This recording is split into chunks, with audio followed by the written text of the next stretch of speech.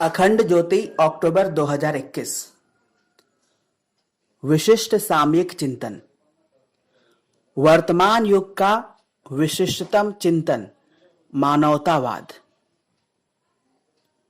वैज्ञानिक चिंतन में एक शब्द का प्रयोग होता है, विकासवाद, जिसे अंग्रेजी में इवोल्यूशन कहकर पुकारा जाता है। क्रमिक विकास भी इसी का दूसरा नाम है। क्रमिक विकास का अर्थ है कि हर नया व्यक्ति, हर नई पीढ़ी और हर नई प्रजाति अपने साथ विकास की एक नई और नूतन संभावना को लेकर के आ रही है, और विकासवाद के अनुसार यह दौड़ तब तक चलती रहेगी जब तक हम विकास के अंतिम शिखर तक नहीं पहुंच जाते। ऐसा नहीं है कि यह सोच गलत है, पर आध्यात्मिक दृष्टि से अधूरी अवश्य है।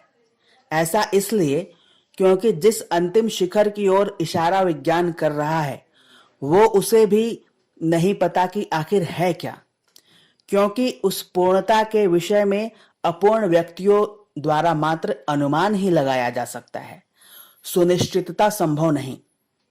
सच पूछा जाए तो पूर्णता की जिस दौड़ को विज्ञान क्रमिक विकास कहता आ रहा है, तो क्या उसी ओर उपनिषदों के मंत्र इशारा नहीं करते हैं? ईशावास्योपनिषद का पहला मंत्र जिस उद्घोष के साथ प्रारंभ होता है, वो उसी परम सत्य की ओर इशारा तो है। उसमें ऋषि कहते हैं, ओम पूर्णमदः पूर्णमिदं पूर्णात् पूर्णमुदच्यते पूर्णस्य पूर्णमादाय पूर्णमेवावशिष्यते। ईशा उपनिषद 1। अर्थात वह सच्चिदानंद, वह परब्रह्म सब प्रकार से पूर्ण ही है। यह जगत भी पूर्ण है और यह उस पूर्ण परब्रह्म से ही उत्पन्न हुआ है, क्योंकि पूर्ण से पूर्ण को निकाल लेने पर भी मात्र पूर्ण ही शेष रह जाता है। इस मंत्र का भावार्थ ये तो कहता है कि जीवात्मा परमात्मा का पूर्ण रूपेण परमात्मा का अविच्छिन्न अंग है, और आध्यात्मिक दृष्टि से जो क्रमिक विकास है वो पशु से परमात्मा होने की यात्रा है, और उस यात्रा में हम मनुष्य होने के नाते मध्य में खड़े हैं। इसीलिए यदि ध्यान से देखें तो प्रत्येक मनुष्य के मन में एक छटपटाहट सी है, बेचैनी से है। ऐसा लगता है कि हम कुछ ढूंढ रहे हैं, और ढूंढ उसको रहे हैं जो कभी हमारे पास था और हम उसे भुला बैठे हैं। जो हम भूले हैं वह स्वयं का ईश्वर होना भूले हैं, स्वयं का परमात्मा का अंश होना भूले हैं। हम में से अनेक व्यक्ति उसी सत्य को भुला बैठते हैं, वरन ठुकरा भी बैठते हैं, और इसीलिए हम अनेक लोगों के जीवन में एक अजीब सा अधूरापन, एक विचित्र सी बेचैनी पाते हैं। ऐसा इसलिए क्योंकि उसे लगता है कि वो कुछ पाना चाहता है, पर उसे प्राप्त नहीं कर पा रहा। इसीलिए तो लगभग हर व्यक्ति के मन में असंतोष का भाव है। उसे सब कुछ पाने के बाद भी ऐसा लगता है कि कुछ नहीं मिला। आध्यात्मिक दृष्टि से हमारा अनुसंधान स्वयं को प्राप्त करने का, आत्म जगत का अनुसंधान है। हमारे विकास का अंतिम शिखर, अंतिम पड़ाव परमात्मा है। वही हमारी यात्रा का प्रारंभ भी है और अंत भी। आए भी उसी से हैं और जाना भी हमें उसी परम तत्व की ओर है। बस विडंबना यह है कि आत्मविस्मृति के कारण यह भूल ही बैठे हैं कि वो परमात्मा है कैसा। इसीलिए हम कभी किसी के पीछे दौड़ते हैं तो कभी किसी के, इस आशा में कि कभी वो मिल जाए तो जीवन की यह रिक्तता, जीवन का यह खालीपन भरा जा सके। आध्यात्मिक चिंतन कहता है कि इसी कारण हम कभी धन के पीछे भागते हैं तो कभी पद के, कभी रिश्तों के पीछे भागते हैं तो कभी प्रतिष्ठा में उस सत्यचित्त आनंद स्वरूप परमात्मा को ढूंढने का प्रयत्न करते हैं। क्योंकि वो स्वरूप भीतर है, बाहर नहीं।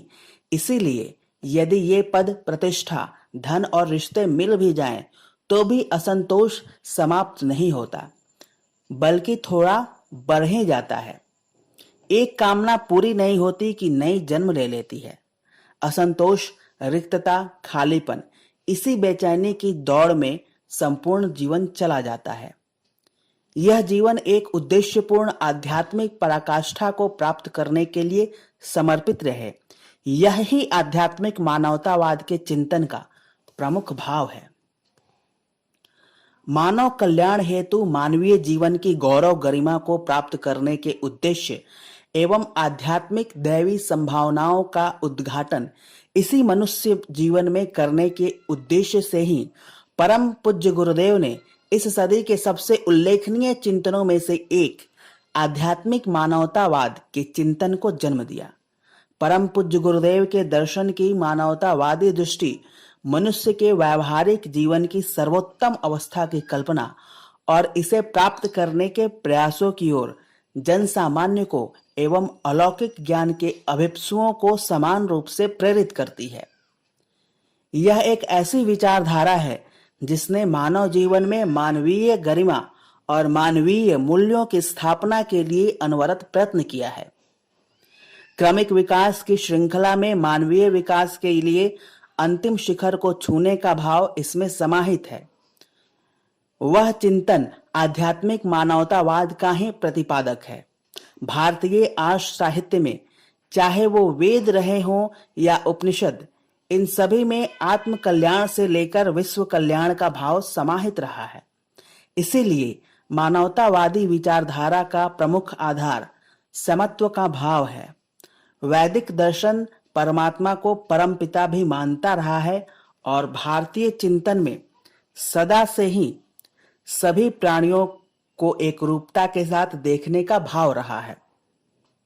मानवीय कल्याण का भाव रखने वाले इसी लोकोपकारी चिंतन को ही आध्यात्मिक मानवतावाद का नाम प्रदान किया गया। सारांश में कहें तो मानव कल्याण की वह विचिंतन धारा मानवतावाद कहलाएगी, जो मानव को एक आदर्श के रूप में स्थापित करने के अतिरिक्त उसे मानवतावादी गुणों के सर्वाधिक विकास पर बल देती है, क्योंकि उन्हीं गुणों के अभिवर्धन से मनुष्य के भीतर परम चेतना का प्राकट्य संभव है। परम पूज्य गुरुदेव के व्यक्तित्व और कृतित्व का आधार ही विश्व मानवता का उत्थान रहा है। उन्होंने विश्व से पलायन करने के स्थान पर ऐसी आध्यात्मिक विचारधारा को संगठन का आधार बनाया, जिसमें व्यक्ति एक सद्गृहस्थ के रूप में अपने लौकिक तथा पारलौकिक दोनों ही जीवनों के कल्याण के पथ को प्रशस्त करता है। उनके द्वारा प्रदत्त नैतिक, बौद्धिक तथा सामाजिक क्रांतियों के पथ उसी धुरी पर केंद्रित आध्यात्मवादी समाज की स्थापना के पथ हैं।